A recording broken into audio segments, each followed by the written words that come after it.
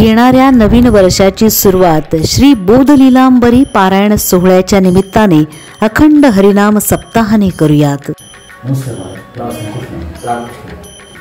सोलापूर जिल्ह्यातील धाकटी पंढरी म्हणून ओळखल्या जाणाऱ्या धामणगावातील भक्ती संप्रदायामध्ये शतकानुशतकांचा महान वारसा असणाऱ्या या गावातील आणि महाराष्ट्रातील संत परंपरेतील संतश्रेष्ठ मानकोजी महाराज बोधले यांचे वंशज सद्गुरू प्रभाकरदादा बोधले महाराज यांचे सुपुत्र आणि या महाराष्ट्राला या देशातल्या विविध राज्यांना एक व्यासंगी एक सदैव ज्ञान साधनेमध्ये मग्न असणारे आणि आपल्या रसाळ सुश्राव्य प्रवचन आणि कीर्तनांच्या माध्यमातून भक्ती महात्म्य परमात्म्याशी भक्ती मार्गातून केलेला संवाद, त्याचप्रमाणे लोकशिक्षण प्रबोधन आणि एकंदरीतच भागवत संप्रदायाचं महात्म्य भाविकांच्या मनावर रुजविणारे डॉक्टर जयवंत महाराज बोधले आज आपल्यासोबत आहे।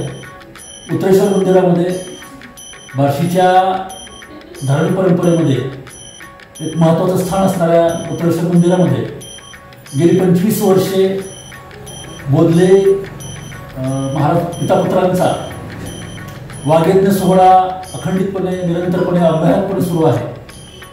या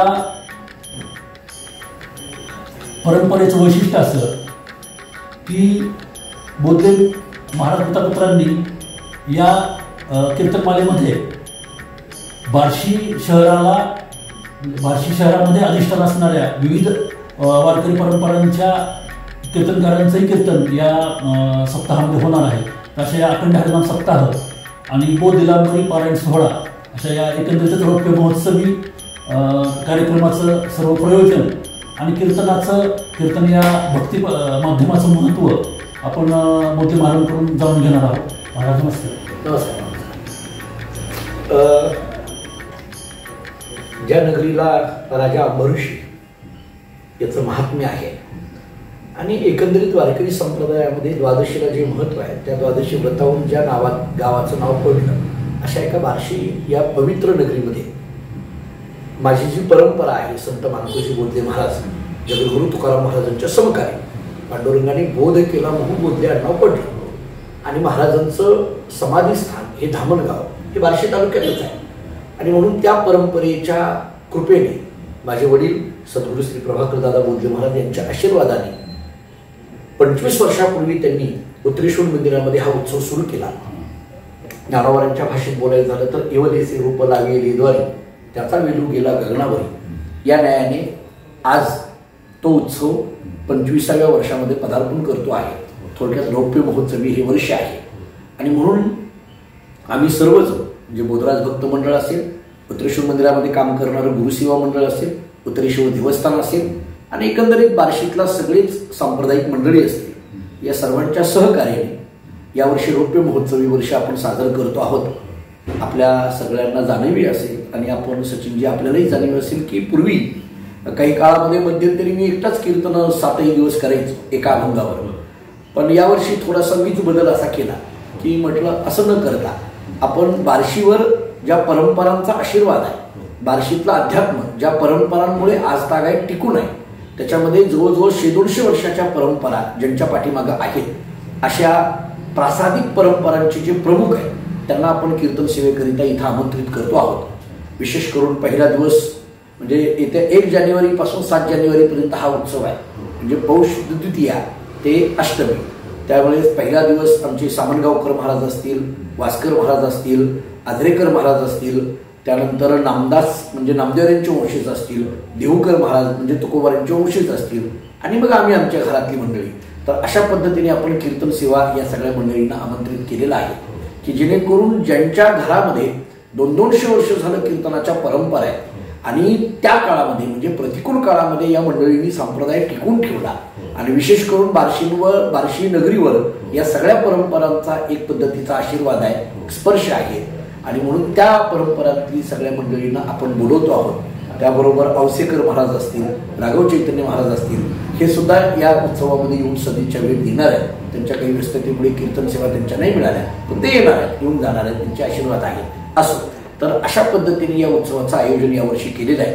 आपल्या परंपरेतीलच माणकोजी बोधले महाराजांचं चरित्र असलेला बोधलीलांबरी नावाचा ग्रंथ, त्या ग्रंथाचं पारायण म्हणजे माणकोजी महाराजांच्या चरित्राचं पारायण, त्यांच्याच अभंगावर भजन. कारण आपल्याकडे जसे ज्ञानोबा तुकोबारांचे नामदेवांचे अभंग प्रसिद्ध आहेत, तसे माणकोजी महाराजांचे 125 अभंगाची गाथा आहे. त्या अभंगाच्या गाथेवर भजन आपण इथं करणार आहोत. दुपारी सगळ्या आपल्या इथल्या महिला भजनी मंडळ जी वार्षिक आहेत त्यांचं, आणि मग संध्याकाळच्या वेळेला कीर्तनं आजूबाजूच्या अनेक गावची टाळकरी मंडळी त्या कीर्तनाला विशेष करून उपस्थित राहणार आहेत.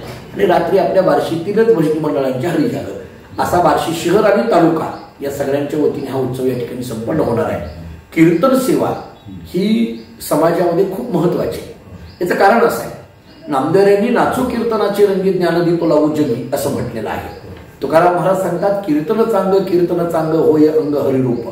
त्यामुळे कीर्तनाने अंग हरिरूप होऊन जातं, मनामध्ये बदल घडतो, आणि तो जो मृदंग, टाळ आणि विणा या ध्वनीचा मनावर सात्विक परिणाम घडतो. आणि त्यामुळे एक पद्धतीचं कीर्तनाचं महात्म्य असं आहे, तेथे असे देव उभा ऐशी समचरणीची शोभा. त्यामुळे कीर्तनामध्ये देव उभा आहे अशी श्रद्धा असते. आणि एकंदरीत त्या दृष्टीने आपल्या सगळ्या वार्षिकांना भाग्य आहे की ज्यांच्या परंपरावर साक्षात देवाचा आशीर्वाद आहे अशांची कीर्तन इथं होणार आहे.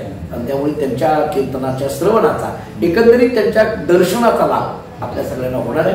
आणि अलीकडे म्हणजे पूर्वी जी कीर्तन परंपरा आहे, खरं तर ही देवर्षी नारद मुनींपासून चालत आलेली, शुकाचार्यांपासून चालत आलेली ही परंपरा आहे, अनादी अशी परंपरा आहे. आणि त्या परंपरेचा उत्कर्ष नंतरच्या काळामध्ये नामदेवांनी फार मोठ्या पद्धतीने केला. अगदी पंजाबपर्यंत त्यांची कीर्तनं झाली.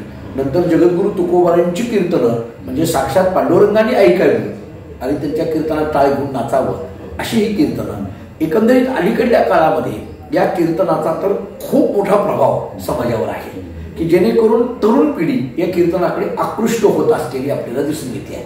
आणि त्यामुळे त्या तरुण पिढीला एक पद्धतीचं कीर्तनातून एक सात्विक समाधान मिळत आहे असं मला जाणवत आहे. विशेष करून मी आपल्याला आवर्जून सांगेन, म्हणजे पूर्वी खेड्यामध्ये फक्त कीर्तन व्हायची, पण आता उलट झालंय, शहरामध्ये अधिकाधिक कीर्तन होऊ लागली. म्हणजे मी माझ्या आत्ताच्या या काळामध्ये मुंबई असेल, पुणे असेल, नाशिक असेल, नागपूर असेल किंवा कर्नाटकामध्ये बेंगलोर असेल, हुबळी असेल, अशा भागामध्ये मी कीर्तनाला जातो तेव्हा मला आश्चर्य वाटतं की पंढरपुरापासून शेकडो किलोमीटरवर असलेली ही गावं पण इतक्या व्यवस्थित पद्धतीने कीर्तनाच्या परंपरा त्या गावांनी आता अलीकडल्या काळामध्ये टिकून ठेवल्या. आणि म्हणून ही कीर्तन परंपरा समाजामध्ये फार महत्वाची आहे. ठीक आहे, थोडे काही बदल अलीकडल्या काळामध्ये कालाय तस्मै नमः या दृष्टीने होऊ लागलेले आपल्याला दिसून येतात. पण तरी सुद्धा मी समस्त कीर्तनकार मंडळींना सुद्धा आवाहन करेल की बाबा आपली जी कीर्तन परंपरा आहे, ती जी सात्विक परंपरा आहे, ती सात्विकता कधीही न ढवू देता आपण कीर्तन समाजाच्या पुढे आपण सेवा रूपाने साजरी केली पाहिजे.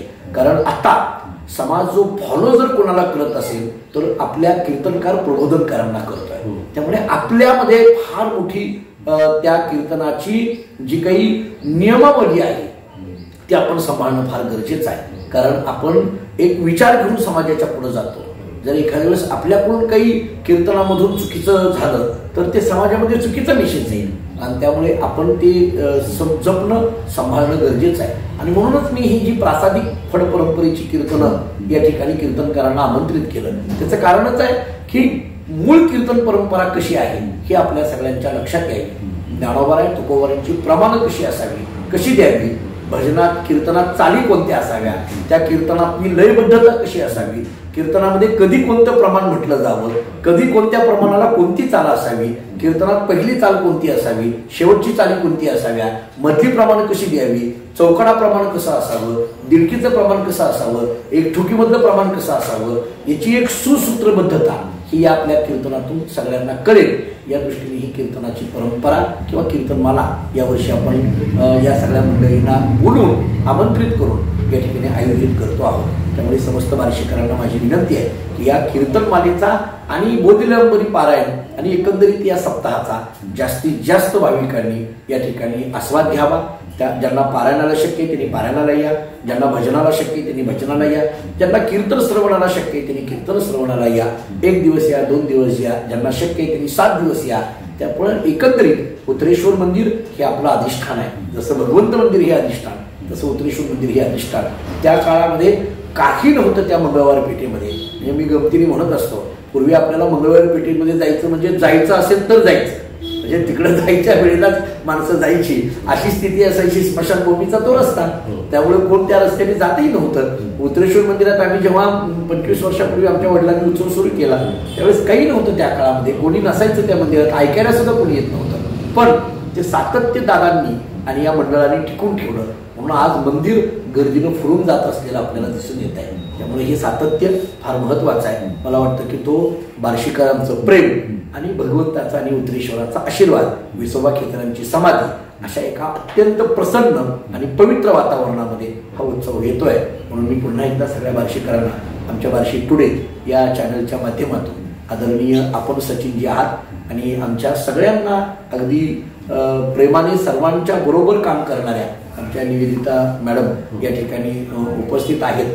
तर त्या नीतादेव मॅडम आणि आपण या माध्यमातून, कारण त्यांचाही अनेक वेळेला माझा संपर्क आला, वेळोवेळी जे चांगलं आहे ते समाजापर्यंत पोहोच करण्याकरता आमच्या नीता मॅडमची फार तळमळ असते. आणि म्हणून मला ते 4-8 दिवसापासून तुम्ही दोघंही म्हणत होता की हे कीर्तनमाला किंवा या सप्ताहाचं जास्तीत जास्त प्रक्षेपण या बार्शीमध्ये आणि एकंदरीत या बार्शी टुडे या चॅनलच्या माध्यमातून जगभरामध्ये पोचावं याकरिता त्या प्रयत्न करत आहेत. मी त्यांनाही शुभेच्छा या ठिकाणी देतो आणि या माध्यमातून बार्शी टुडेच्या माध्यमातून मी समस्त बार्शीकरांना पुन्हा एकदा आवाहन करेन की या उत्सवामध्ये आपण जास्तीत जास्त मोठ्या संख्येने या ठिकाणी सहभागी व्हावं. रामकृष्ण रामकृष्ण हरी.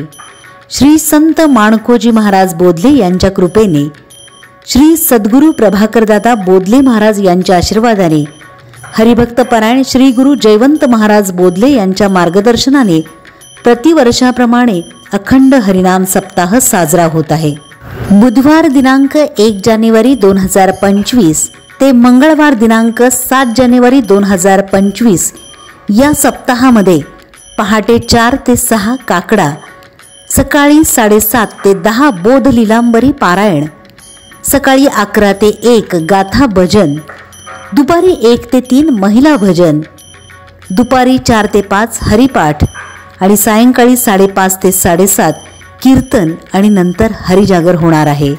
अखंड हरिनाम सप्ताहाच्या शेवटच्या दिवशी म्हणजेच मंगळवार दिनांक 7 जानेवारी 2025 रोजी सद्गुरू श्री प्रभाकरदादा बोधले महाराज धामणगावकर पंढरपूर यांच्या काल्याचे कीर्तन होणार आहे. सकाळी 8 ते 10 दिंडी व नगर प्रदक्षिणा व त्यानंतर सकाळी 10 ते 12 काला कीर्तन होणार आहे. तरी सर्व भाविक भक्तांनी या अखंड हरिनाम सप्ताहामध्ये जास्तीत जास्त संख्येने उपस्थित राहावे ही विनंती.